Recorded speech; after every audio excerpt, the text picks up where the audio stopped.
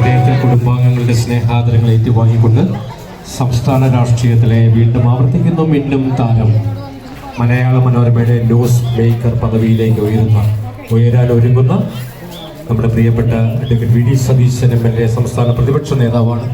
തൻ്റെ ഔദ്യോഗിക തിരക്കുകളിൽ നിന്നും വിധേയത്തിൽ ചാരിറ്റീസിൻ്റെ ക്ഷണം സ്വീകരിച്ച് നമ്മൾക്ക് എല്ലാവർക്കും ആശംസകളും മംഗളങ്ങളും നേരുന്നതിന് വേണ്ടി ഈ വേദിയിലേക്ക് കടന്നു വരാൻ ഒരുങ്ങുന്നു.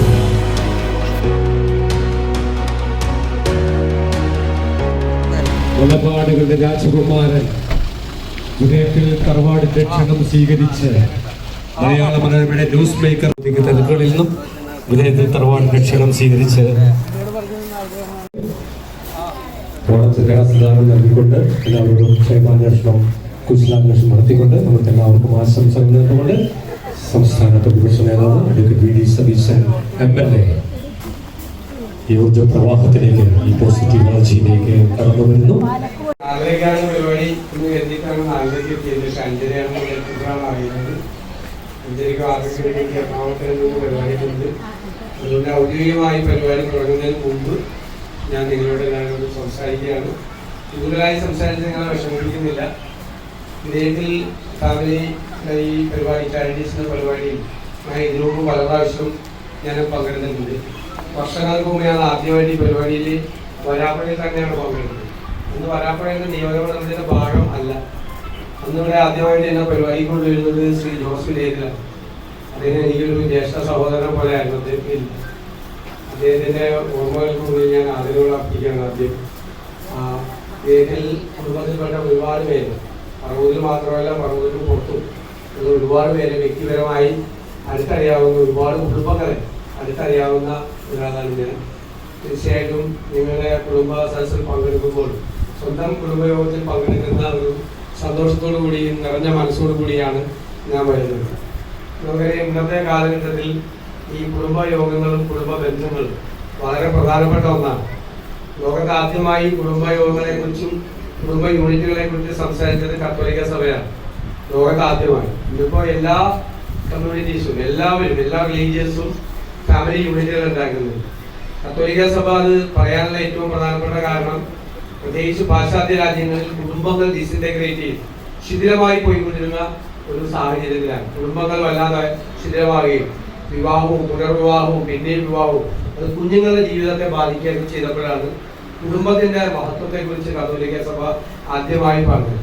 ആ കുടുംബ ബന്ധങ്ങളാണ് കുടുംബമാണ് നമ്മുടെ എല്ലാവരുടെയും ശക്തി. നമ്മളെല്ലാം കഴിഞ്ഞ് തിരിച്ച് വീട്ടിൽ വരുമ്പോൾ വീട്ടിൽ നിന്ന് കിട്ടുന്ന ഒരു സപ്പോർട്ടാണ്, പരസ്പരം ഒരു ആശ്രയത്വമാണ്, ഒരു ബോണ്ടാണ് യഥാർത്ഥത്തിൽ കുടുംബം എന്ന് പറയുന്നത്. ഇപ്പോൾ പഴയതുപോലെ കൂട്ടുകുടുംബമായിട്ടൊന്നും ജീവിക്കാൻ പറ്റില്ല, അല്ലേ? പണ്ടാണെങ്കിൽ കൂട്ടുകുടുംബമാണ്.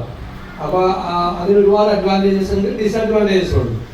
ഇപ്പോൾ എല്ലാം ന്യൂക്ലിയർ ഫാമിലീസാണ്, അണുകുടുംബങ്ങളാണ്. അണുകുടുംബങ്ങൾ എന്ന് പറയുമ്പോൾ ഒരുപാട് ടെൻഷൻസ് ഉണ്ടാവും.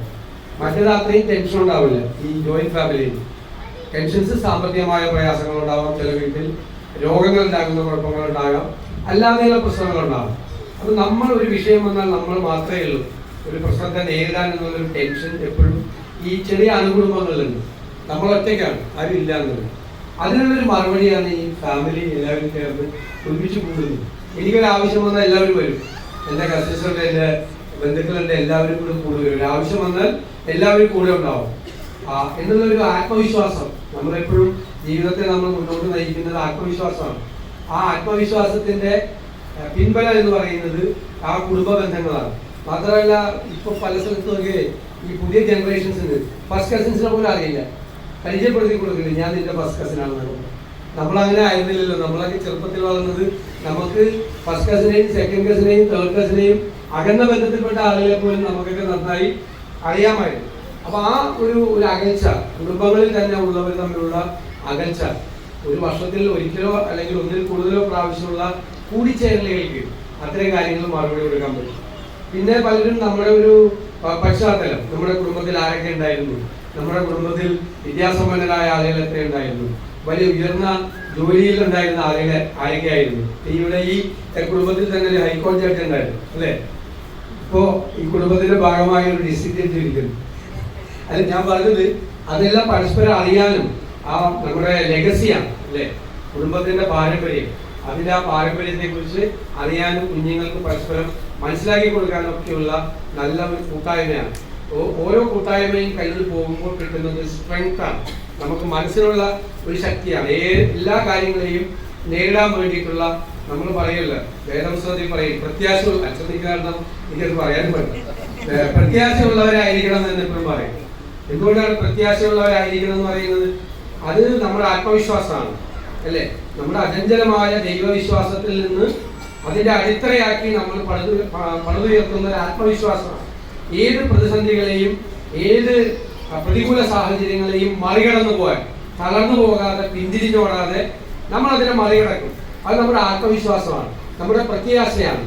എന്തുകൊണ്ടാണ് പ്രത്യാശയുള്ളവരായിരിക്കണം എന്ന് പറയുന്നത്? വാഗ്ദാനം നൽകിയിരിക്കുന്ന ആൾ വിശ്വസ്തനായതുകൊണ്ടാണ് പ്രത്യാശയുള്ളവരായിരിക്കണം എന്ന് വേദപുസ്തകത്തിൽ പറയുന്നത്. അതുപോലെ ആ ഒരു പ്രത്യാശ എല്ലാവരുടെയും മനസ്സിലുണ്ടാവണമെങ്കിൽ ഈ പറയുന്ന ആത്മവിശ്വാസം വേണം. അത് മതപരമായ നമ്മുടെ വിശ്വാസം, ദൈവത്തിലുള്ള അചഞ്ചലമായ വിശ്വാസം, നമ്മുടെ കുടുംബത്തിലുള്ള ആ ബോണ്ടിലുള്ള വിശ്വാസം, ഇതെല്ലാം കൂടി ചേരുമ്പോഴാണ് നമ്മൾ പ്രത്യാശയുള്ളവരായി മാറുന്നത്. അപ്പോൾ വിധേയത്തിൽ കുടുംബാംഗങ്ങളുടെ ഈ ഒത്തുചേരലിന് ഞാൻ പ്രത്യേകമായി അതിൽ പങ്കുചേരാൻ കഴിഞ്ഞതിനുള്ള സന്തോഷം ഒരിക്കൽ കൂടി പങ്കുവെച്ചുകൊണ്ട് എല്ലാ അഭിവാദ്യങ്ങളും എല്ലാ സ്നേഹവും നിങ്ങൾ എല്ലാവരുമായി പങ്കുവെച്ചു ഞാൻ എൻ്റെ വാക്കുകൾ ചുരുക്കുന്നു. നന്ദി. സംസ്ഥാന രാഷ്ട്രീയത്തിലെ നിലപാടുകളുടെ രാജകുമാരന്, സംസ്ഥാന പ്രതിപക്ഷ നേതാവിന്, നിയമസഭാ തെരഞ്ഞെടുപ്പിന് കോൺഗ്രസിനെ നയിക്കുന്ന നമ്മുടെ ഭാവി മുഖ്യമന്ത്രി എന്ന് പോലും മാധ്യമങ്ങൾ വിശേഷിപ്പിക്കുന്ന മലയാള മനോരമയുടെ ന്യൂസ് മേക്കർ പദവിയിലേക്ക് സതീശന്റെ വിജയത്തിൽ കുടുംബാംഗങ്ങൾ യാത്ര നേരുന്നു. നന്ദിയും യാത്ര.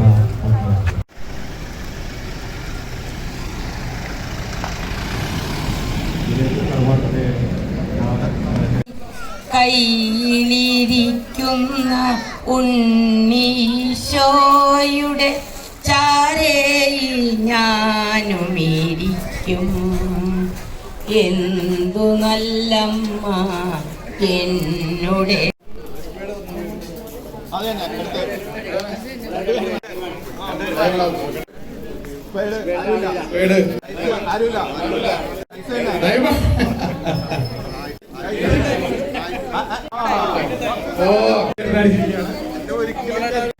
Okay, on your mark, set, go!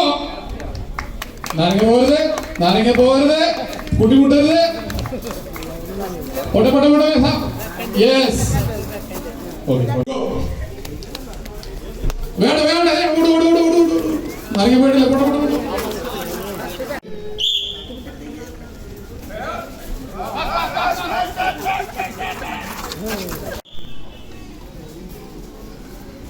നാലുപേർ ഒപ്പത്തുള്ള ശ്രമമാണെന്ന് തോന്നുന്നു. ഓടട്ടെ.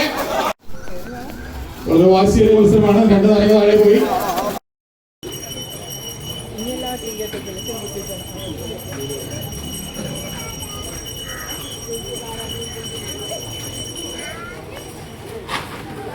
മുൻപോട്ട് മാത്രം.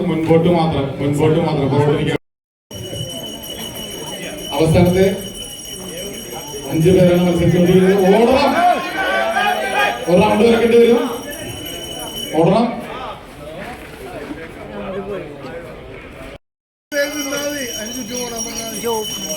ഓട്.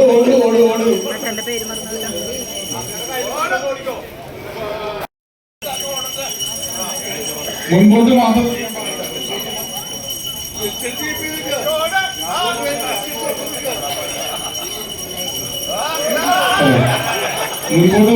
ആ കസേര ഇറങ്ങണം. ഓട്.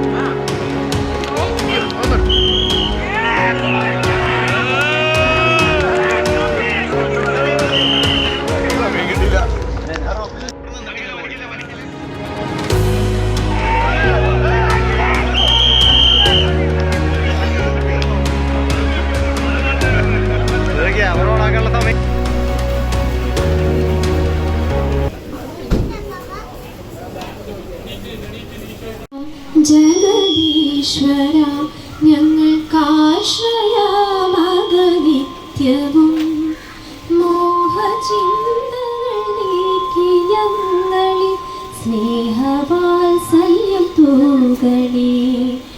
ഭക്തിയും ബുദ്ധിശക്തിയും നൽകി സത്യമാനവരാക്കണേ.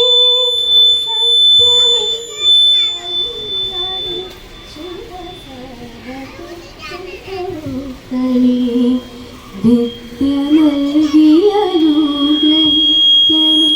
വിശ്വനായക കൈതൊഴാൻ ഈശ്വര ജഗദീശ്വര ഞങ്ങൾക്കാശ്രയമക നിത്യവും മോഹചിന്തകൾ നീക്കി ഞങ്ങളിൽ സ്നേഹവാത്സല്യം തൂകണേ. ഔപചാരികമായി ഉദ്ഘാടനം ചെയ്ത പ്രിയങ്കരനായ പറവൂരിലെ നിയമസഭാ സാമാജികനും സംസ്ഥാന പ്രതിപക്ഷ നേതാവുമായ അഡ്വക്കേറ്റ് വി.ഡി. സതീശൻ MLA, ഈ സമ്മേളനത്തിൽ മുഖ്യ പ്രഭാഷണം നിർവഹിക്കുന്ന ഡോക്ടർ മോളി ജോസഫ്, അനുഗ്രഹ പ്രഭാഷണം നിർവഹിക്കുന്ന പുത്തമ്പള്ളി സെന്റ് ജോർജ് ഇടവകയുടെ പ്രിയങ്കരനായ വികാരി പ്രിയ ബഹുമാനപ്പെട്ട ഇടശ്ശേരി ജോസച്ച, ആശംസാ പ്രസംഗം നിർവഹിക്കാനായിട്ട് വേദിയിൽ എത്തിച്ചേരും എന്ന് നമുക്ക് ഉറപ്പ് നൽകിയിട്ടുള്ള വരാപ്പുഴ ഗ്രാമപഞ്ചായത്ത് പ്രസിഡന്റ് ശ്രീ ബിജു ചുള്ളിക്കാട്ട്, തലമുറകൾ കൈമാറിക്കൊണ്ട് ഇന്ന് അതിന്റെ 63ാമത്തെ വാർഷികത്തിന്റെ നിറവിലാണ് നാം ഇന്നിവിടെ ആയിരിക്കുക. കഴിഞ്ഞ 2 വർഷക്കാലത്തിൽ നിന്ന് വ്യത്യസ്തമായി ഗൃഹാതുരത്വം ഉണർത്തുന്ന നമ്മുടെ പൂർവികന്മാരൊക്കെ സ്വപ്നം കണ്ട, അല്ലെങ്കിൽ നമ്മളൊക്കെ താലോലിച്ച് നമ്മളൊക്കെ അനുഗ്രഹാശിസ്സുകൾ ഏറ്റുവാങ്ങിയ ഒരു ഗൃഹാന്തരീക്ഷത്തിലാണ് നമ്മൾ ഇന്നിവിടെ സമ്മേളനം ആരംഭിക്കുക. തീർച്ചയായിട്ടും സുന്ദരമായ ഈ സായാഹ്നത്തില് വിധേയത്തിൽ കുടുംബത്തിലെ നാനാജാതി സ്ഥലങ്ങളിൽ നിന്നും പുത്തമ്പള്ളിയുടെ ആ വലിയ പിതൃത്വം ഏറ്റുവാങ്ങിക്കൊണ്ട് സാംസ്കാരിക പൈതൃകം ഇന്നും നമുക്ക് അനുഭവവേദ്യമാക്കുന്നതിന് വേണ്ടിയിട്ടുള്ള ഊർജമായ ഒരു പ്രോത്സാഹനത്തിന്റെ ഭാഗമായിട്ടാണ് നമ്മൾ ഇന്നിവിടെ കൂടിയിരിക്കുക. വോട്ടർ എന്ന നിലയിൽ ജോസ് ഇടശ്ശേരി അച്ഛൻ, ബഹുമാന്യനായ നമ്മുടെ അഡ്വക്കേറ്റ് ചാർലി പോളിനോടൊക്കെ പ്രവർത്തിച്ചിരുന്ന ഒരു കാലഘട്ടത്തില് പറവൂർ ഫൊറോനയിൽ അതിന്റെ ഭാരവാഹിയായി പ്രവർത്തിക്കാനുള്ള ഒരു അവസരം എനിക്ക് ലഭിച്ചിട്ടുണ്ട്. അന്ന് പുലരി എന്നുള്ള ഒരു പ്രസിദ്ധീകരണം ഇറക്കുകയും ഇടശ്ശേരി അച്ഛന്റെ നേതൃത്വത്തിൽ അന്നത്തെ CST മരിയൻ സൊഡാലിറ്റി വളരെ കാര്യക്ഷമമായ രീതിയിൽ സംസ്ഥാനത്തിലുടനീളം, പ്രത്യേകിച്ച് എറണാകുളം അങ്കമാലി അതിരൂപതയിൽ പ്രവർത്തിച്ച ഒരു വലിയൊരു കാലഘട്ടം ഞാൻ ഓർക്കുകയാണ് പെട്ടെന്ന്. തീർച്ചയായിട്ടും നമ്മുടെ അതിരൂപതയുടെ വിവിധ ഇടവകകളിലെ സേവനം ചെയ്തിട്ടുള്ള, അതുപോലെ തന്നെ ഫൊറോന വികാരിയായും അതുപോലെ തന്നെ ഡൽഹി മിഷനിലും ഒക്കെ സുത്യർഹമായ സേവനം ചെയ്ത് ഇപ്പൊ പുത്തമ്പള്ളിയുടെ ഇടവകയുടെ ആത്മീയ പിതാവായിട്ട് പ്രശോഭിക്കുന്ന ജോസ് ഇടശ്ശേരി അച്ഛൻ വിധേയത്തിൽ കുടുംബത്തിന്റെ ഈ പരിപാടിയിൽ പങ്കെടുക്കുക എന്ന് പറയുന്നത് നമ്മളെ സംബന്ധിച്ചിടത്തോളം ഏറ്റവും അനുഗ്രഹപൂർണമാണ്. ആരോഗ്യം സ്റ്റാൻഡിംഗ് കമ്മിറ്റി ചെയർമാനുമായ പ്രിയങ്കരനായ ശ്രീ TJ ജോമോൻ അവറുകളാണ്. നമുക്കറിയാം ഈ കഴിഞ്ഞ തദ്ദേശീയ സ്വയംഭരണ തെരഞ്ഞെടുപ്പിൽ ഈ വാർഡിന്റെ പ്രതിനിധിയായി മത്സരിക്കുകയും ഉന്നതമായ വിജയം കരസ്ഥമാക്കുകയും അതോടൊപ്പം തന്നെ തന്റെ പ്രവർത്തന മികവിന് അംഗീകാരമായി സ്റ്റാൻഡിംഗ് കമ്മിറ്റി ചെയർമാൻ സ്ഥാനത്തേക്ക് അവരോധിക്കപ്പെട്ടിട്ടുള്ള കൂടുതൽ ഉത്തരവാദിത്തങ്ങൾ അദ്ദേഹത്തെ ഫലമേൽപ്പിക്കുകയാണ്. ഏറെ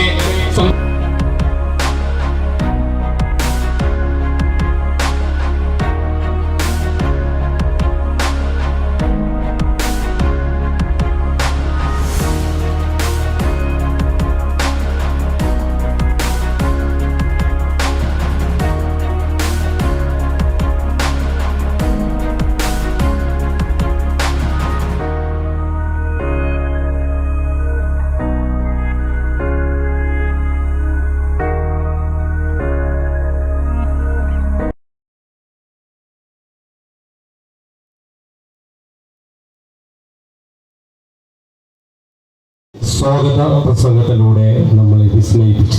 അഭിനന്ദനങ്ങൾ. ഈ സദസ്സിലിരിക്കുന്ന പ്രിയപ്പെട്ട ശ്രദ്ധിക്കാൻ പണ്ട് നൽകി ജീവിക്കുവാനുള്ള പ്രേരണയാകണമെന്നും അത്തരം ഒരു സേവന പാതയിലൂടെ മുന്നോട്ട് പോകാൻ എല്ലാവർക്കും കഴിയട്ടെ എന്നും അദ്ദേഹം പ്രത്യാശ പ്രകടിപ്പിച്ചു. നമ്മെ വിട്ടുപിരിഞ്ഞ് നിത്യതയിൽ പ്രവേശിച്ച കുടുംബാംഗങ്ങളായ അഭിയന്യ മാർ വർക്കീവദയത്തിൽ പിതാവ് വന്നിരായ സന്യസ്തരെ, സിസ്റ്റേഴ്സ്, ഡോക്ടർ മോളി ജോസഫ്, തദ്ദേശ ഭരണമേഖലയിലുള്ള പ്രവർത്തകരെ, ശ്രീ ജോമോൻ, സ്നേഹം നിറഞ്ഞ കുടുംബാംഗങ്ങളെ, ദീർഘമായൊരു പ്രസംഗമൊന്നും ഞാൻ പറയുന്നില്ല. നീണ്ട നിരയും വൈദികരും ഡോക്ടർ മോളി ജോസഫ് നല്ലൊരു പ്രഭാഷണം ഇവിടെ നമുക്ക് വേണ്ടി പ്രിപ്പയർ ചെയ്ത് വന്നിട്ടുണ്ട്. ഞങ്ങൾ തമ്മിൽ മുൻപരിചയമൊന്നും ഇല്ലെങ്കിലും ഏതാണ്ട് 50 വർഷങ്ങൾക്ക് മുമ്പ് ആ പദവിയിലേക്ക് എത്താനായിട്ട് സാധിക്കട്ടെ എന്ന് ഞാൻ പ്രാർത്ഥിക്കുന്നു. എൻ്റെ ഈ സ്റ്റേജിലിരിക്കുന്ന വിശിഷ്ടരായ വ്യക്തികൾക്ക് സംസാരിക്കാനുള്ള സമയം ഞാൻ ഒട്ടും കവർന്നെടുക്കാതെ ഈ ദിവസത്തിൻ്റെ എല്ലാ ആശംസകളും ഞാൻ ഓർക്കായിരുന്നു. ദൈവമേ, ഇതൊരു ചരിത്ര മുഹൂർത്തം പോലെയുണ്ട്. ഔപചാരികതയുടെ പരിവേഷതയില്ലാതെ സംസാരിക്കുന്നതാണ് എൻ്റെ പ്രത്യേകത. എന്നാലും ഞാൻ വേദിയിലിരിക്കുന്ന വിശിഷ്ടരെ വണങ്ങുകയാണ്. അധ്യക്ഷൻ ശ്രീ എബി ഉമ്മച്ചൻ, ഗുരുതുല്യരായ വൈദിക ശ്രേഷ്ഠരെ, പ്രിയപ്പെട്ട സന്യാസിനികളെ, ഈ ചാരിറ്റീസിൻ്റെ നമ്മളെ വാർത്തെടുക്കുന്നു. അന്ന് ഞങ്ങൾ താമസിച്ചിരുന്ന ഒരു ആദ്യം വാടകയ്ക്ക് പോൾ മാപ്പിള വിധേയത്തിൽ പുള്ളി കൊടുത്തിരുന്ന വീട്, ആ വീട് പിന്നെ അവിടെ കോങ്ങർപ്പള്ളി സ്കൂളിൽ വരുന്ന ടീച്ചേഴ്സ് അകലെയുന്നവർക്ക് താമസിക്കാൻ വേണ്ടി കൊടുത്ത വീടാണ്. ആ വീട് പിന്നീട് ഞങ്ങൾ വാങ്ങി. അവിടെയാണ് കോങ്ങർപ്പള്ളിയിൽ ഞങ്ങളുടെ വേരുകൾ പതിയുന്നത്. ഞാൻ ഓർക്കുന്നു സെൻറ്റ് ജോർജ് പള്ളി, അവിടെയൊക്കെയുള്ളവരൊക്കെ ഇപ്പോൾ ആദ്യമായിട്ട് നമ്മുടെ കുടുംബമാകുന്ന യൂണിറ്റിൽ നമ്മൾക്ക് അവശ്യം വേണ്ട ചില കാര്യങ്ങൾ ഒന്ന് പറഞ്ഞു തുടങ്ങട്ടെ. കുടുംബം എന്ന യൂണിറ്റിൽ നിന്നല്ലേ പിന്നീട് സമൂഹം ഉണ്ടാകുന്നത്.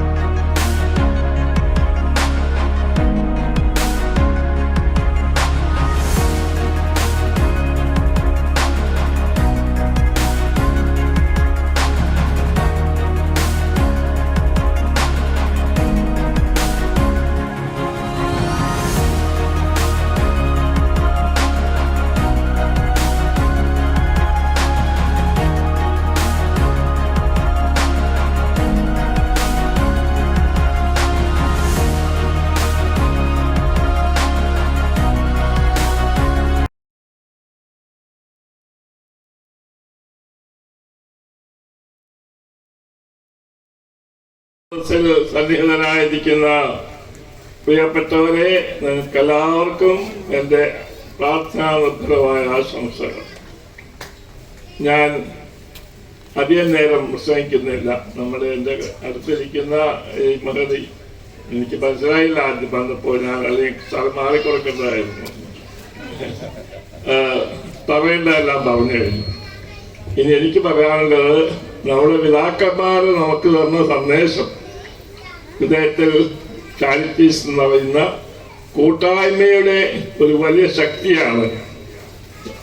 ഇവിടെ പണവും പ്രതാപവും ശക്തികളൊന്നുമല്ല, സ്നേഹത്തിൻ്റെ കൂട്ടായ്മയാണ്. ആ കൂട്ടായ്മ ഇതിൻ്റെ ആരംഭം മുതൽ ഞാൻ ഇന്ന് വരെ ഞാൻ കണ്ടുകൊണ്ടിരിക്കുകയാണ്. അത് നിലനിൽക്കുന്നു എന്നതിൽ എനിക്ക് സന്തോഷമുണ്ട്.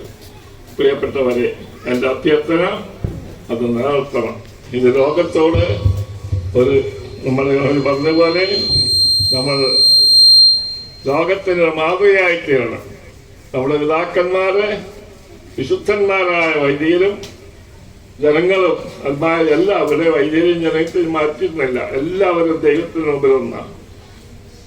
നമ്മുടെ പിതാക്കന്മാരും നമ്മുടെ മറ്റ് ബന്ധപ്പെട്ടവരെല്ലാവരും തന്ന വലിയ സമ്പത്ത് അവരുടെ ജീവിത മനോഹാരിതയാണ്.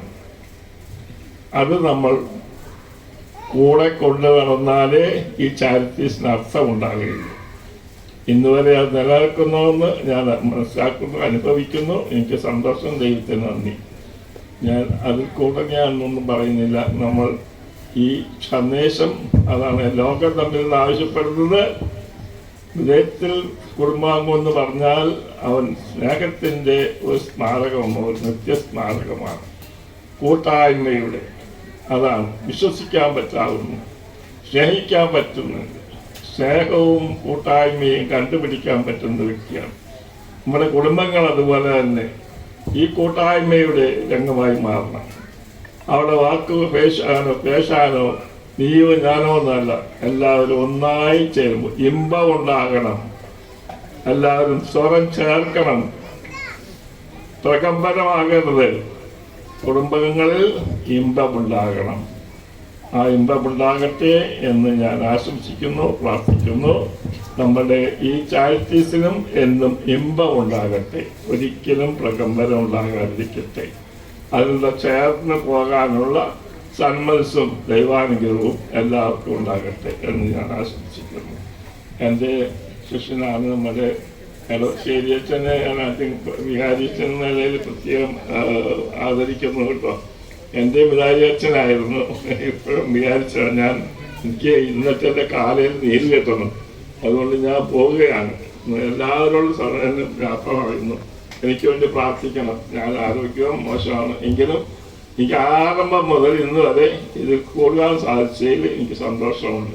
62-ൽ ആദ്യത്തെ ആ ഇന്നോഗ്രേഷൻ മീറ്റിങ്ങിൽ ഞാനുണ്ടായിരുന്നു. ഇന്ന് ഇടയ്ക്ക് ഞാൻ 5 കൊല്ലം ഉണ്ടായില്ല, ബാക്കി ഇന്ന് വരെ ഉണ്ട്. എല്ലാം ഭംഗിയായിട്ട് കാണുന്നതിൽ സന്തോഷം. ആ തലമുറ കൃത്യമായി ആ ചൈതന്യം കാത്തു സൂക്ഷിക്കുന്നുണ്ട്. അത് നിങ്ങൾ പരസ്പരം സഹായിച്ചും സഹിച്ചും ക്ഷമിച്ചും വിട്ടുവീഴ്ച ചെയ്തും കൊണ്ടു നടക്കണമെന്ന് ഉള്ള ഒരു അഭ്യർത്ഥനയും പ്രാർത്ഥനയോടുകൂടി എൻ്റെ വാക്കുകളെ ഞാൻ ദിവസം കഴിക്കുക. നമുക്ക് സുന്ദരമായ ഇമ്പമുണ്ടാകട്ടെ എന്ന് ആശംസിച്ചുകൊണ്ടും പ്രാർത്ഥിച്ചുകൊണ്ടും കൂട്ടായ്മയാണ് നമ്മുടെ ശക്തി, നമ്മുടെ പൈതൃകം എന്ന് പറഞ്ഞുകൊണ്ടും ആരോഗ്യ പ്രശ്നങ്ങളുണ്ടെങ്കിലും അതൊന്നും വകവയ്ക്കാതെ എൻ്റെ ഏറ്റവും സ്നേഹമുള്ള ഗുരുവായ ജോർജ് അച്ഛൻ തീർച്ചയായിട്ടും ആരോഗ്യശ്രീ കണ്ടുകൊണ്ട് ഞാൻ തന്നെ പറഞ്ഞു അച്ഛനെ കൊണ്ട് ആദ്യം സംസാരിപ്പിക്കണമെന്ന്. 73 മുതലുള്ള ബന്ധമാണ് ഞങ്ങളുടെ, ആഴമായ സ്നേഹബന്ധമാണ്.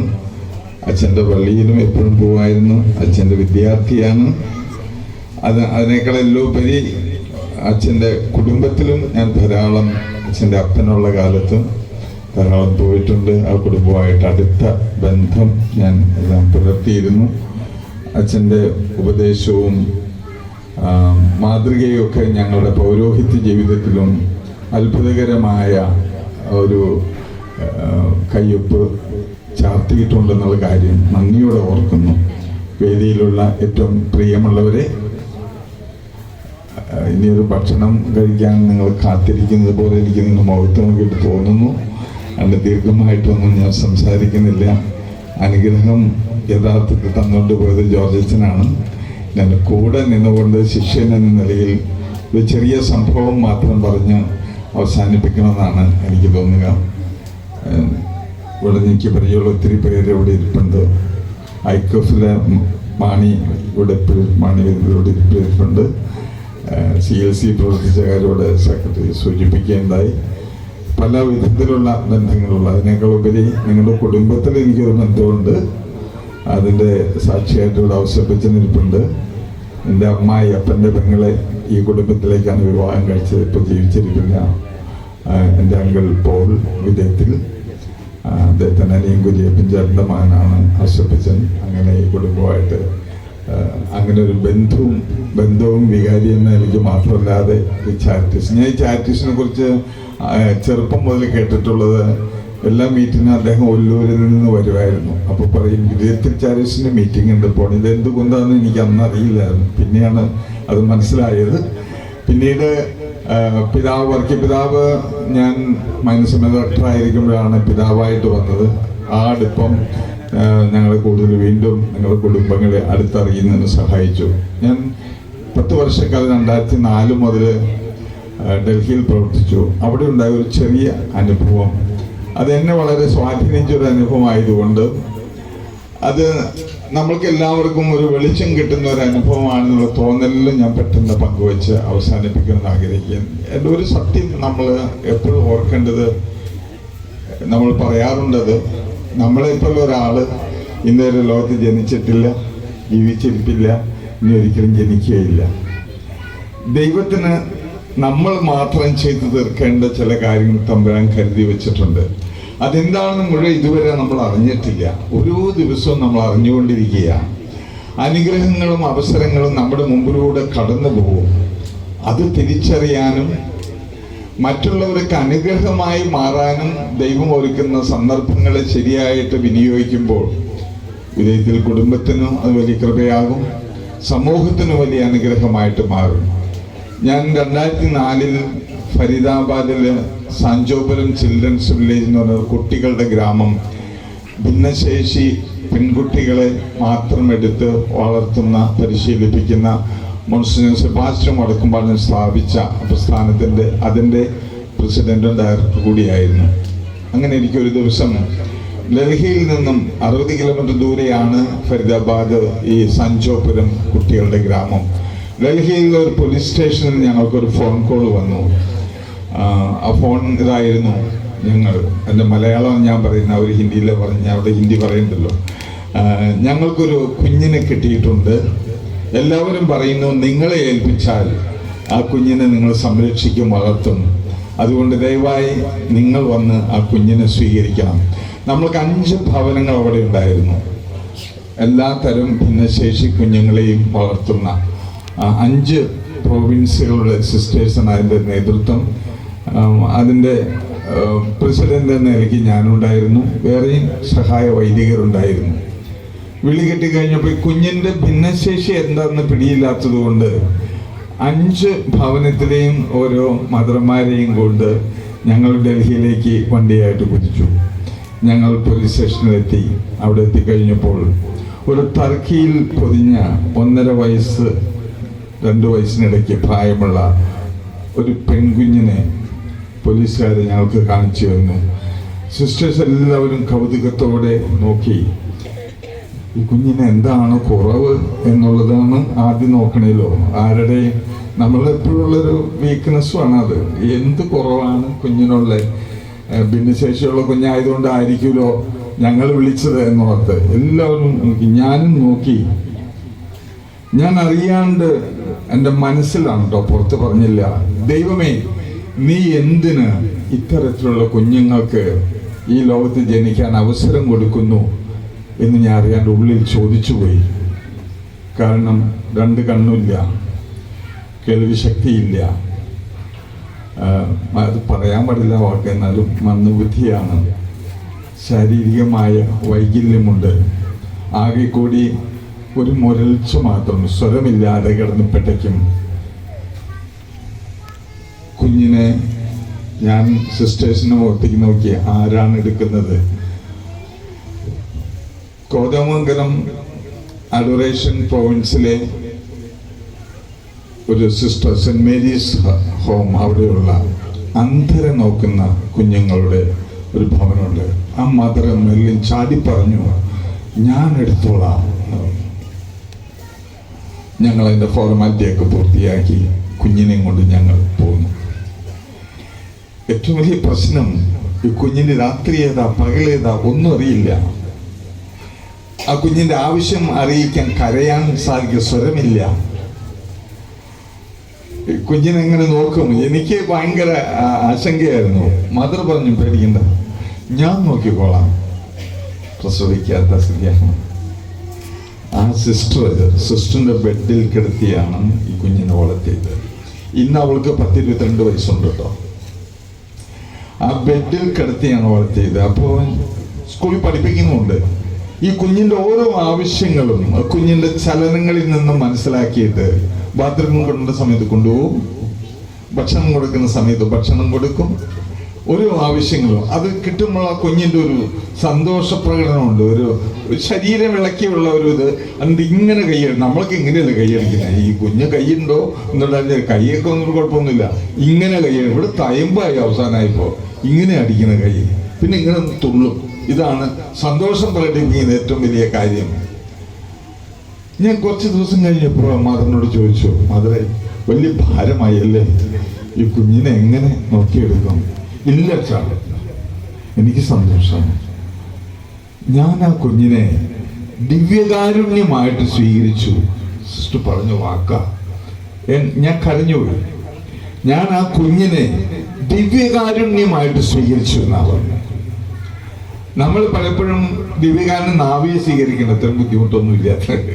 പക്ഷെ ഈ കാരുണ്യം ഈ ബെഡില് സ്വീകരിച്ച് അതിന് നിമിഷം ഫോളോ അപ്പ് ചെയ്ത് അതിന് വളർത്തി ഇപ്പൊ 10-22 വയസ്സായി ഞാൻ പറഞ്ഞല്ലോ. ആ കുഞ്ഞിനെ ഈ മദർ വളർത്തിയെടുത്ത് ഇപ്പം ആ കുഞ്ഞ് അവിടെയാണ്. മദർ ട്രാൻസ്ഫർ ആയിട്ട് നാട്ടിലേക്ക് പോന്നു. ഞാൻ അപ്പോൾ ആദ്യം കുഞ്ഞിനെ കണ്ടപ്പോൾ പറഞ്ഞ തമ്പുരാനോട് ചോദിച്ച ചോദ്യമില്ലേ, ആ ചോദ്യത്തിന് ഉത്തരം കിട്ടി എനിക്ക്. എന്തിനാണ് ദൈവമേ ഇത്തരത്തിലുള്ള കുഞ്ഞുങ്ങളെ ജനിക്കാൻ അങ്ങ് അനുവദിക്കുന്നത്? എനിക്ക് കിട്ടിയ ഉത്തരം ഇതാണ്. എൻ്റെ മകനെ, ആ കുഞ്ഞ് ജനിക്കുമ്പോൾ തന്നെ ഞാൻ ഫരീദാബാദ് സാഞ്ചോപുരത്ത് ഈ കുഞ്ഞിനെ നോക്കാൻ വേണ്ടി വർഷങ്ങൾക്ക് മുമ്പേ ഒരുക്കി മെറിലിൽ നിന്നൊരു മദറിനെ ഞാൻ തയ്യാറാക്കി നിർത്തിയിരുന്നു. എന്നിട്ടാണ് ഈ കുഞ്ഞുവിടെ ജനിച്ചത് എന്ന് തമ്പുരാൻ പറയുന്നത് പോലെ എനിക്ക് തോന്നി. ഇതാണ് നമ്മുടെ ജീവിതത്തിന്റെ ദൗത്യം. ആ കുഞ്ഞിനെ വളർത്തിയ ആ കഥകൾ, അതുപോലെ ഒരുപാട് കഥകൾ എനിക്ക് അവിടെയുണ്ട്. കഥയല്ല, ജീവിതാനുഭവങ്ങൾ. നമ്മൾക്ക് ചുറ്റും ഇതുപോലെ നമ്മളുടെ ഒരു സാന്ത്വനത്തിന് വേണ്ടി, ടീച്ചർ പറഞ്ഞില്ലേ അതിലൊക്കെ ഇതുണ്ട്, നമ്മളൊരു കരസ്പർശത്തിന് വേണ്ടി, ഒരു സ്നേഹവാക്കിന് വേണ്ടി, നമ്മളൊരു സഹായത്തിന് വേണ്ടി, ഒരു പ്രോത്സാഹനത്തിന്റെ വാക്കിന് വേണ്ടി, ഒരു അഭിനന്ദനത്തിന് വേണ്ടി കാത്തു നിൽക്കുന്നവർ നമ്മുടെ മുമ്പിലൂടെ കടന്നു പോകുന്നുണ്ട്. നമ്മൾ തിരിച്ചറിയുന്നില്ല. അതാണ് പലപ്പോഴും പ്രശ്നം. നമ്മുടെ ജീവിതം കൊണ്ട് മറ്റുള്ളവരുടെ ജീവിതത്തിൽ ഒരു ഇമ്പാക്ട്, ഒരു സ്വാധീനം ചെലുത്താൻ നമുക്ക് കഴിയുന്നില്ലെങ്കിൽ, അവന്റെ ജീവിതത്തിൽ ഒരു അനുഗ്രഹമായി മാറാൻ നമുക്ക് കഴിയുന്നില്ലെങ്കിൽ, എന്തിനാ കുറെ കാലം ഈ ലോകത്ത് ഇങ്ങനെ കടന്ന് ചടഞ്ഞുകൂടി നമ്മൾ കഴിയുന്നത്?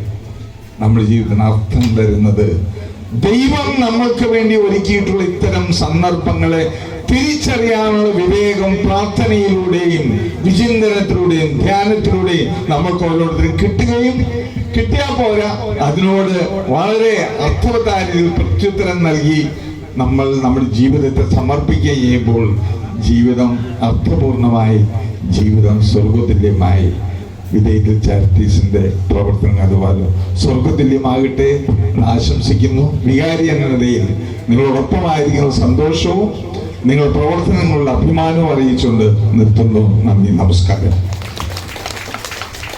1.5 വയസ്സുള്ള ഭിന്നശേഷിക്കാരിയായ കുഞ്ഞിന്റെ കഥ പറഞ്ഞുകൊണ്ട് ആ കുഞ്ഞിനെ ദിവ്യകാരുണ്യമായി സ്വീകരിച്ച, ഞാൻ ആവർത്തിക്കുന്നു, ദിവ്യകാരുണ്യമായി സ്വീകരിച്ച മെർലിൻ സിസ്റ്ററുടെ, ഫരീദാബാദ് സാഞ്ചോപുരത്തിലെ മെർലിൻ സിസ്റ്ററുടെ കഥ പറഞ്ഞുകൊണ്ടും നമ്മുടെ ചിന്തകൾക്ക് തീപിടിപ്പിച്ച, നമുക്ക് പുതിയ ചിന്തകളും ചിന്താധാരകളും സമ്മാനിച്ച പുത്തൻപള്ളി സെയിന്റ് ജോർജസ് ദേവാലയത്തിന്റെ നല്ലിടയൻ ഫാദർ ജോസ് ശേരിയച്ചന് സദസ് പ്രത്യേകം നന്ദി പറയുന്നു. എടശ്ശേരി അച്ഛനെ പറ്റി, ഞാൻ മൂക്കന്നൂർ ഇടവകയിലുള്ളതാണ്. 1 കൊല്ലം ഉണ്ടായിരുന്നുള്ളൂ ഈ എടശ്ശേരി അച്ഛൻ. അദ്ദേഹം പറയുന്നത് പ്രാവർത്തികമാക്കുന്ന ആളാണ്, വെറുതെ പറയുന്ന ആളല്ല. കയ്യിലെ കുറേ പൈസകൾ പുറത്തുനിന്ന് അയച്ചു വരണുണ്ടായിരുന്നു. വേണ്ടവർക്ക് കൊടുത്തോളൂ അച്ഛൻ. അച്ഛൻ പറഞ്ഞു, ഇതൊന്നും എൻ്റെ അക്കൗണ്ടിലല്ല, നമുക്ക് തുടങ്ങണം. ആവശ്യമുള്ളവർക്ക് എത്തിക്കാൻ വേണ്ടിയുള്ള ഒരു കാരുണ്യനിധി.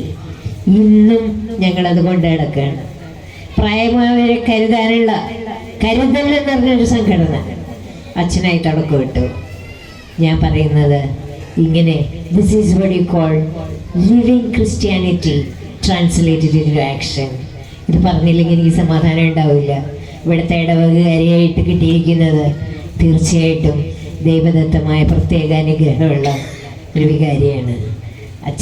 അച്ഛനെ ഈ വേദിയിൽ ഞാൻ നമിക്കുന്നു. സമാധാനമായി പോവുക. നന്ദി. ഡോക്ടർ മോളി ജോസഫ് ആശംസകളുമായി കടന്നു വരുന്നു. വാർഡ് മെമ്പർ ജോബോനെ ആശംസാ പ്രസംഗത്തിനായി സാദരം ക്ഷണിക്കുന്നു. ഈ യോഗത്തിന്റെ അധ്യക്ഷൻ, വിധേയത്തിൽ ചാരിറ്റീസിനെ ജീവവായുവായി കൊണ്ടുനടക്കുന്ന പ്രിയപ്പെട്ട എബി ഉമ്മച്ചൻ, പുത്തൻപള്ളി ഇടവകയുടെ നല്ല ഇടയൻ, നമ്മുടെ ആത്മീയമായ എല്ലാ മുന്നൊരുക്കങ്ങൾക്കും മുൻപിൽ നിന്ന് നയിക്കുന്ന പ്രിയപ്പെട്ട ജോസ് ഇടശ്ശേരി അച്ഛൻ, വേദിയെ ധന്യമാക്കുന്ന പ്രിയപ്പെട്ട പുരോഹിത ശ്രേഷ്ഠന്മാരെ,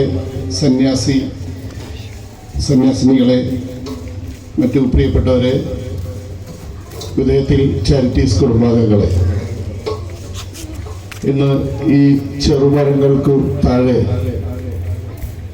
ഇരിക്കുന്ന നിങ്ങൾ ഓരോരുത്തരും വിധേയത്തിൽ ചാരിറ്റീസ് എന്ന മഹാവൃക്ഷത്തിൻ്റെ വേരുകളായി നിറഞ്ഞു നിൽക്കുകയാണ് എന്ന കാര്യം സ്നേഹത്തോടെ ഓർക്കട്ടെ. കാരണം സമൂഹത്തിൻ്റെ വിവിധ മേഖലകളിൽ വേരുകൾ പടർത്തി വളർന്നു നിൽക്കുന്ന ഒരു വടവൃക്ഷമാണ് ഇന്ന് വിധേയത്തിൽ ചാരിറ്റീസ്. നമുക്ക് നമ്മുടെ ജീവിതത്തിൻ്റെ പല ഘട്ടങ്ങളിലും തോന്നും അതൊരു നഷ്ടമായിരുന്നു. അപ്പം ഞാൻ വിധേയത്തിൽ ചാരിറ്റിയുടെ കഴിഞ്ഞ ഒരു 15-20 വർഷമായിട്ട് ഇതിൻ്റെ ഓഡിറ്ററാണ്. ഇത് 63ാമത് പൊതുയോഗമാണ് നടക്കുന്നത്. ഒരു ഓഡിറ്റർ എന്നുള്ള നിലയിൽ എനിക്ക് പറയാനുള്ളത് വേറൊരു രീതിയിലാണ്. ഇപ്പം മനോഹരമായ പ്രഭാഷണങ്ങൾ കേട്ട് കഴിഞ്ഞു, എല്ലാ കുടുംബത്തെക്കുറിച്ചും എല്ലാം നിങ്ങൾ കേട്ട് കഴിഞ്ഞു. ഞാനൊരു പോണേ എന്ന് ഉറപ്പാക്കുക, അതാണ് എൻ്റെ ഒരു ഡ്യൂട്ടി. നിങ്ങൾക്കറിയാം, ചാരിറ്റബിൾ ഓർഗനൈസേഷൻ എന്ന് പറഞ്ഞാൽ ഇന്ന് മുമ്പോട്ട് പോകുക അത്ര എളുപ്പമല്ല. കാരണം ഗവൺമെൻറ്റിൻ്റെ നിയന്ത്രണം അത്രയ്ക്കുണ്ട്. ഒരു 5 വർഷം മുമ്പ് രജിസ്ട്രേഷൻ എടുത്തിട്ടുള്ള, അതായത് ഇൻകം ടാക്സിൽ എക്സെപ്ഷൻ എടുത്തിട്ടുള്ള എല്ലാ ചാരിറ്റബിൾ ഓർഗനൈസേഷനും ഒന്നും കൂടെ രജിസ്റ്റർ ചെയ്യാനും പുതിയൊരു സ്കീമിലേക്ക് മൈഗ്രേറ്റ് ചെയ്ത് കൊണ്ടുവരികയും ചെയ്തു. അത് 5 വർഷത്തേക്കേ ഉണ്ടായിരുന്നുള്ളൂ. ആ 5 വർഷം ഈ സാമ്പത്തിക വർഷം തീരുകയാണ്. ഇത് കഴിഞ്ഞ് ഇനി അടുത്ത 10 വർഷത്തേക്കാണ് റിന്യൂവൽ. അതിൻ്റെ പ്രോസസ്സിങ് നടന്നുകൊണ്ടിരിക്കുന്നു. ഞാൻ ഇന്നലെ അത് അറ്റൻഡ് ചെയ്തിട്ട് ആണ് വന്നത്. അപ്പോൾ അത് കിട്ടുമെന്നുള്ള പ്രതീക്ഷയിലാണ് ഇരിക്കുന്നത്. അപ്പോൾ ഞാൻ പറഞ്ഞു, നമ്മുടെ ആക്ടിവിറ്റീസാണ് കൂടുതൽ നിരീക്ഷിക്കപ്പെടുന്നത്. ഇതുവരെ ഈ 63 വർഷം വിധേയത്തിൽ ചാരിറ്റി അത് മനോഹരമായിട്ട് മുമ്പോട്ട് കൊണ്ടുപോകുന്നുണ്ട്. എങ്കിലും നമ്മുടെ ഈ കാരുണ്യ പ്രവർത്തനങ്ങൾ, അതായത് ചാരിറ്റബിൾ ആക്ടിവിറ്റീസ് കുറച്ചുകൂടി വിപുലീകരിക്കാൻ വിധേയത്തിൽ ചാരിറ്റിക്ക് കഴിയട്ടെ. ഞാൻ പ്രസിഡന്റ് വരുമ്പോഴേക്കും അത് ഓഫീസിൽ വരുമ്പോൾ ഞാൻ സൂചിപ്പിക്കാറുണ്ട്. കാരണം മറ്റ് ചാരിറ്റബിൾ ഓർഗനൈസേഷൻ എല്ലാം കാണുന്നതുകൊണ്ട് ഗവൺമെൻറ്റിൻ്റെ ഒരു ശ്രദ്ധയിൽപ്പെടുന്ന കാര്യമായതുകൊണ്ടും കൂടുതൽ ചാരിറ്റബിൾ ആക്ടിവിറ്റീസ് ചെയ്യണം. കുടുംബ കൂട്ടായ്മ അതിൻ്റെ കൂടെയുള്ള ഒരു പ്രധാനപ്പെട്ട കാര്യവുമാണ്. ചാരിറ്റബിൾ ആക്ടിവിറ്റീസ് എന്ന് പറയുമ്പോൾ നമുക്കറിയാം, ഒത്തിരി ആലംബഹീനരും അശരണരും അതിൽ അർഹിക്കുന്ന സഹായം കിട്ടേണ്ടവർ ഒത്തിരി പേര് നമ്മുടെ സമൂഹത്തിലുണ്ട്. അവരെല്ലാം സഹായിക്കാൻ മുമ്പോട്ട് വരുന്നത് ഇതുപോലെയുള്ള സംഘടനകളാണ്. എൻ്റെ ഓഫീസിൽ തന്നെ എനിക്ക് കുറേ അതുപോലെയുള്ള സംഘടനകളുണ്ട്. എല്ലാവരും ഇപ്പോൾ ചികിത്സ എത്തിക്കുന്നു. ഒരു പൊളിഞ്ഞു കിടക്കുന്ന കുടുംബം, ചോർമലിക്കുന്ന ഒരു കുടുംബം കണ്ടാൽ അത് നന്നാക്കി ഞാൻ പങ്കെടുത്തതാണ്. ഈ കുടുംബ യൂണിറ്റ് ആരംഭിച്ചതിന് വളരെ കാര്യമായിട്ടുള്ള ചില മൂല്യങ്ങളുണ്ട്. ജസ്റ്റിസ് ജോസഫ് വിധേയത്തിൽ യൂറോപ്പിലും അമേരിക്കയിലുമൊക്കെ പോയി തിരിച്ചു വന്നപ്പോൾ കത്തോലിക്ക കുടുംബങ്ങളിൽ ഉണ്ടായിക്കൊണ്ടിരിക്കുന്ന ശിഥിലീകരണങ്ങൾ കണ്ട് ഒത്തിരി വ്യസനിക്കുകയുണ്ടായി. അങ്ങനെ ഒരു ശിഥിലീകരണം നമ്മുടെ ഈ കുടുംബത്തിന് ഉണ്ടാകരുത് എന്ന് കരുതിയിട്ട് അതിനെന്ത് ചെയ്യാൻ സാധിക്കും എന്ന് പല കുടുംബ നേതാക്കളെയും വിളിച്ച് അദ്ദേഹം ഡിസ്കസ് ചെയ്യുകയുണ്ടായി. എൻ്റെ ഇളയപ്പൻ ദേവസി, കൊച്ചു ദേവസി, ഉർമി സാറ്, ലോനപ്പൻ, ഇളയപ്പൻ, ഇങ്ങനെ പലരെയും വിളിച്ച് നമുക്ക് എന്ത് ചെയ്യുവാൻ സാധിക്കും എന്ന് ആരായുകയുണ്ടായി. ആ ഒരു മീറ്റിങ്ങിലാണ് നമുക്ക് ഇങ്ങനെയൊരു കുടുംബ യൂണിറ്റ് ഉണ്ടാക്കി അതെല്ലാ വർഷവും കൂടണം. അതുപോലെ തന്നെ ആ കുടുംബത്തിലെ നിർധനരായ, പാവപ്പെട്ടവരായ, മറ്റ് പല മേഖലകളിലും താണ നിലവാരത്തിൽ നിൽക്കുന്നവരായവരെ ഉയർത്തിക്കൊണ്ടുവരണം. അതിന് നമുക്ക് നല്ല ഒരു സാമ്പത്തിക ശേഷി വേണം. കണ്ണെഴുതി ആലിലത്താലി ചാർത്തി പടിപ്പുറവാതിലിൽ ഞാൻ കാത്തുനിന്നു. അഞ്ജന കണ്ണെഴുതി ആലിലത്താലി ചാർത്തി പടിപ്പുറവാതിലിൽ ഞാൻ കാത്തുനിന്നു. മണവാളനെത്തും നേരം കൊടുമയിൽ ചൂടാനൊരു മണിമുല്ല മലർമാല കോർത്തുവെച്ചു. തുശനില നിരത്തി വച്ചു. തുമ്പപ്പൂച്ചോറ് വിളമ്പി ആശിച്ച കറിയൊക്കെ ഒരുക്കി വെച്ചു. പുള്ളുകളുറങ്ങിട്ടും പൂങ്കോഴി കൂകിയിട്ടും, പുള്ളുകളുറങ്ങിട്ടും പൂങ്കോഴി കൂകിയിട്ടും കള്ളനവൻ വന്നില്ല തോഴിമാരെ. അഞ്ജന കണ്ണെഴുതി ആലിലത്താലി ചാർത്തി അറപ്പുറവാതിലിൽ ഞാൻ കാത്തുനിന്നു. തെയ്തോം തെയ്യത്തോം തെയ്തോം തെയ്യത്തോം തെയ്തോം തെയ്യത്തോം തെയ് തെയ്തോം തെയ്തോം തെയ്യത്തോം തെയ്തോം തെയ്യത്തോം തെയ്തോം തെയ്യത്തോം തെയ് തെയ്തോം തെയ്തോം തെയ്യത്തോം തെയ്തോം തെയ്യത്തോം തെയ്തോം തെയ്യത്തോം തെയ് തെയ്തോം. സുവർണ ജൂബിലിയുടെ എല്ലാവിധ മംഗളങ്ങളും സ്നേഹപൂർവ്വം നേരുന്നു. കുറച്ച് നാളുകളായിട്ട് നമ്മുടെ വിജയത്തിൽ സംഗമം നടക്കുക മതിൽക്കെട്ടുകൾക്ക് ഉള്ളിലായിരുന്നു. അതിൽ നിന്ന് വ്യത്യസ്തമായിട്ട് ഒരു മനോഹരമായ ഒരു ആംബിയൻസ് ക്രിയേറ്റ് ചെയ്യാനായിട്ട് ഇന്ന് സാധിച്ചു. ഒരു പ്രത്യേകത, ഇവിടെ നിൽക്കുന്ന ഈ മരങ്ങളെല്ലാം തന്നെ ഫലം പുറപ്പെടുവിച്ചിട്ടുണ്ട്. ഇവിടെ ഒരു മാങ്ങയുണ്ട്, അവിടെ ഒരു ചാമ്പക്കയുണ്ട്, ഇവിടെ ഒരു സ്റ്റാർ ഫ്രൂട്ടുണ്ട്. വ്യത്യസ്തമായിട്ടുള്ള ഫ്രൂട്ടുകൾ അല്ലെങ്കിൽ വ്യത്യസ്തമായിട്ടുള്ള ഫലങ്ങളാണ് പുറപ്പെടുവിച്ചിരിക്കുക. നമ്മളും കൂടിയിരിക്കുമ്പോൾ നമ്മളുടെ ഓരോരുത്തരുടെയും ദൗത്യം വ്യത്യസ്തമാണ് എന്നുള്ളൊരു തിരിച്ചറിവ് നമുക്കുണ്ടാകട്ടെ. നേരത്തെ ഇവിടെ പ്രസംഗിച്ചവർ പറഞ്ഞു വെച്ചതുപോലെ എന്നിൽ ഏൽപ്പിച്ചിരിക്കുന്ന ഉത്തരവാദിത്വം അത് ഞാൻ വിശ്വസിച്ചടി നിർവഹിക്കുമ്പോൾ നമ്മുടെ കൂട്ടായ്മയാണ് വളരുക. അതിന് എല്ലാവിധ മംഗളങ്ങളും സ്നേഹവും നേരുന്നു. എല്ലാവർക്കും ഒത്തിരി നന്ദി.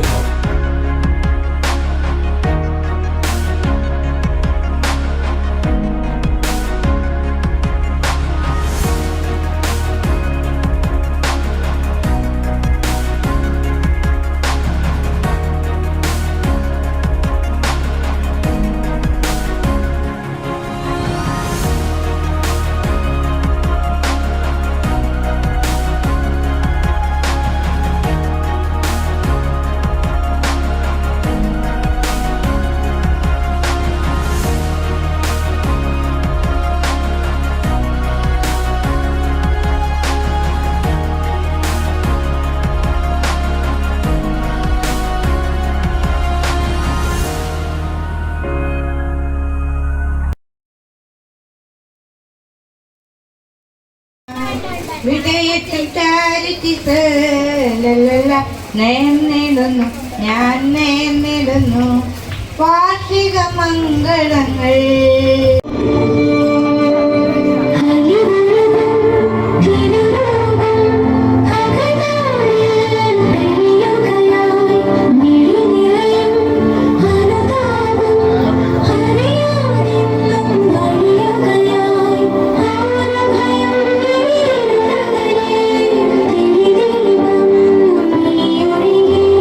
Oh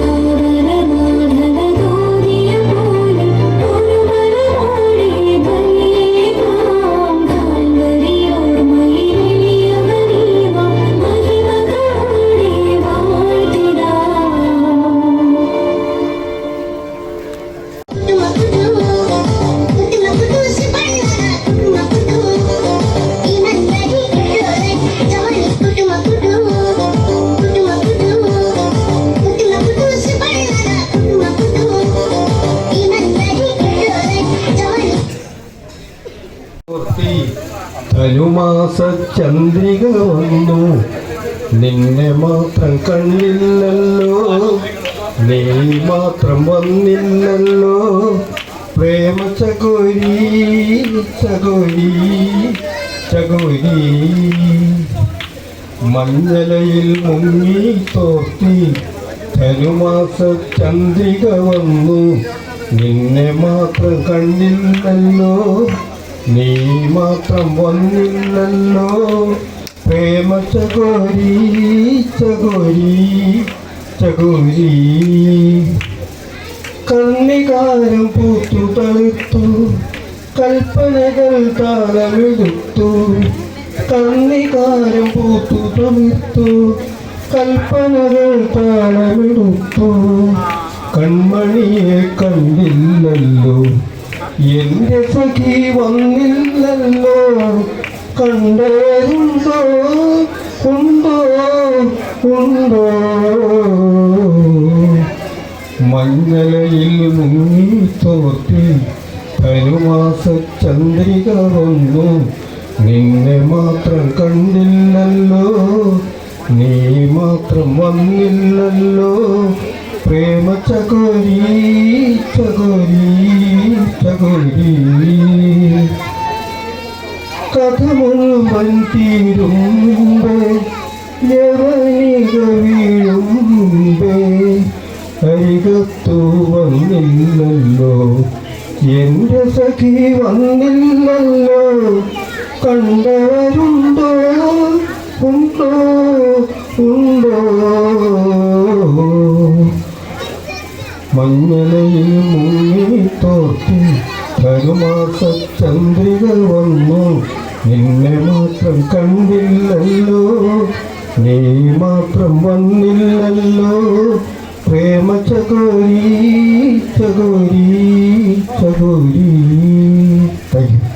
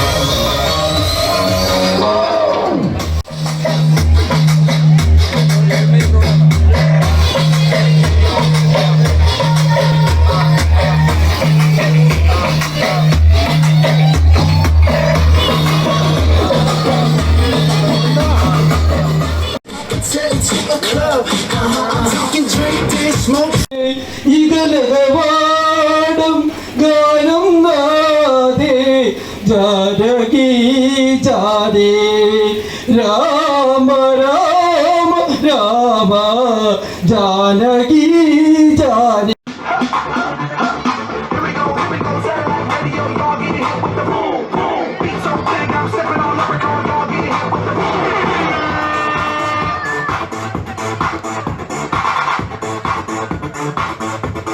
Round two. Boom, boom, pow. Them chickens jacking my style. They try to copy my swagger. I'm on that shit. 2008, you sold 2008. I got that boom, boom, boom. That future boom, boom, boom. Let me get in there. Gotta get, boom, boom, boom. Gotta get, boom, boom, boom. Gotta get, boom, boom, boom.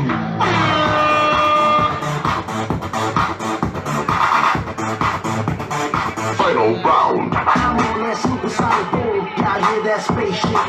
When I step inside the room, then girls go, hey, hey, I'm a beast when you turn me on. Came to the future, Cybertron. Harder, faster, better, stronger. Sexy ladies, extra longer.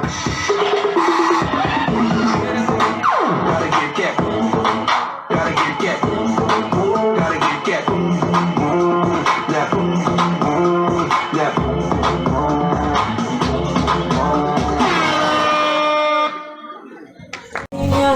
ആയിരം മറഞ്ഞു പിന്നെയും പിന്നെയും കണ്ട നേരം പുഞ്ചിരി പൂത്തുലഞ്ഞു കാണാതെ വയ്യെന്ന തോന്നലായി കണ്ടിട്ടും കണ്ടിട്ടും പോരാറായി തൊട്ടപ്പോൾ ആത്മാവിൽ തേൻ നിറഞ്ഞു പൂപോലെ നീ വീഴുന്നു ഉള്ളിലൊളിച്ചൊരു മോഹമെല്ലാം കള്ളത്തടങ്ങളുടെ തുള്ളികളായി കണ്ട നേരം കൊണ്ടലായി കൊണ്ടലിൽ നിന്നലായി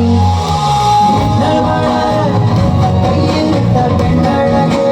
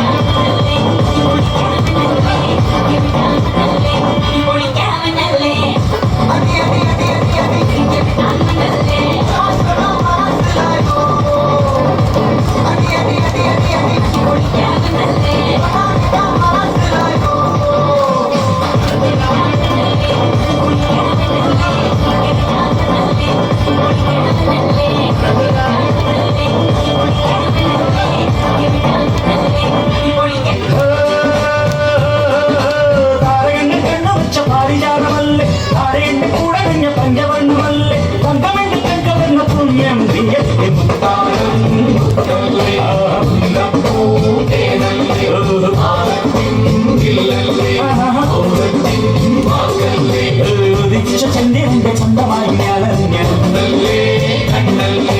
നിനക്ക് വെണ്ണിലാവ് പാൽക്കുടങ്ങൾ കൊണ്ടുവന്നു